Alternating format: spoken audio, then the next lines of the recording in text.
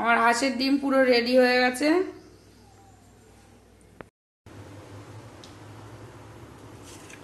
আজকে রান্না করব হাঁসের ডিম। ডিমগুলো কড়াইতে দিয়ে দিলাম আর ডাল রান্না করব। এই দেখো, এদিকে ডাল হচ্ছে আর এদিকে ডিমগুলো ভেজে নেব। ডিমের মধ্যে একটুখানি নুন হলুদ দিয়ে ভেজে নেব। ডিমের মধ্যে একটুখানি নুন একটু হলুদ দিলাম, দিয়ে এবার ডিমগুলোকে ভেজে নেব। 4টে ডিম রান্না করছি, কারণ আমার শাশুড়ি খাবে না হাঁসের ডিম, ওর জন্য 4টে ডিম রান্না করছি।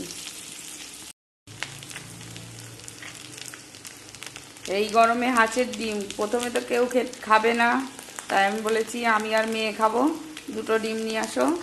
2টো ডিম আনতে গিয়ে বলছে তাহলে আমরাও খাবো, তাই 4টে এনেছে। কিন্তু শাশুড়ি খাবে না, শাশুড়ির অ্যালার্জি, ওর জন্য খাবে না। ডিমগুলো লাল লাল করে ভেজে নিয়েছি, এবার ডিমগুলো তুলে নেব। এবার জিরে ফোড়ন দিয়ে দিলাম। যেহেতু 4টে ডিম রান্না করছি, ওর জন্য একটুখানি পেঁয়াজ আর রসুন, এগুলো তো আর বাটা সম্ভব না, এর জন্য এগুলো এমনিই দিয়ে দেবো তেলে।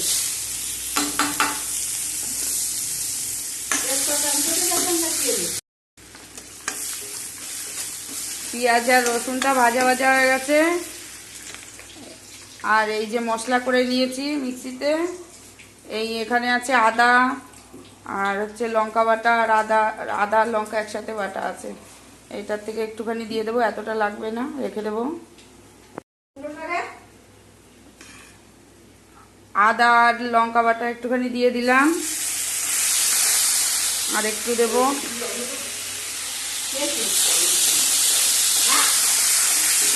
এবার মশলাটা ভালো করে কষিয়ে নেব। আর এইদিকে এই দেখো ডাল, এই দেখো মশলার থেকে তেল ছেড়ে দিয়েছে। আর এদিকে ডাল ফোড়ন দিয়ে দিয়েছি। মশলার থেকে তেল ছেড়ে দিয়েছে, এবার ডিম আলু একসাথেই দিয়ে দেবো।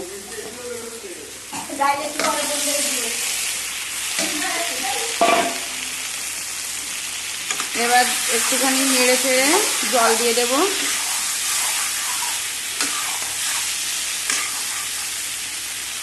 একটুখানি নাড়বো 2 মিনিট।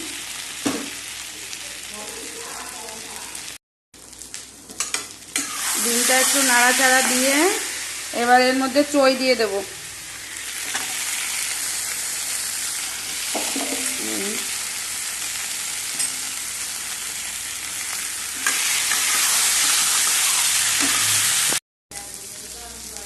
এবার জল দিয়ে দেব।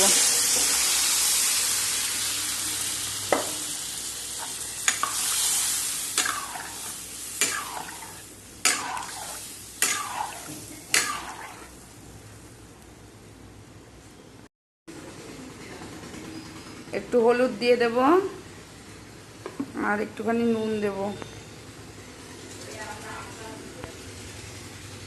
আর একটু নুন দিয়ে দিলাম।